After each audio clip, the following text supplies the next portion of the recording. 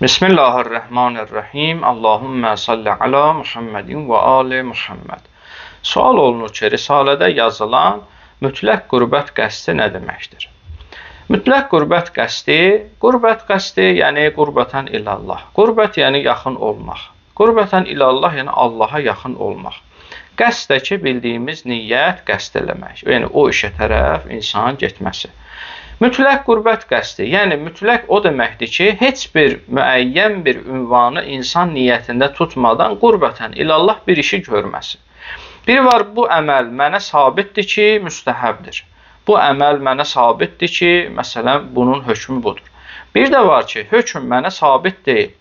Bu işi sadəcə mütləq qurbətən ilallah, yəni elə Allaha yaxın olmaq qəsdi ilə müəyyən bir ünvanı qəsd eləmədən o işi görmək. Buna mütləq qürbət qəsdi deyilir. Yəni o ki, Risalədə yazılır. Məsələn, şəxs bu halda mütləq qürbət qəsdi ilə bu əməli yerinə yetirsin. Şəxs o əməli elə qurbətən ilallah, yəni Allaha yaxın olmaq qəsdi ilə yerinə yetirəcək. Daha müəyyən bir xüsusiyyəti, ünvanı qeyd etməyəcək, yəni niyyətində tutmayacaq. Vəssalamu aleykum və rəhmətullahi və bərəkatuhu.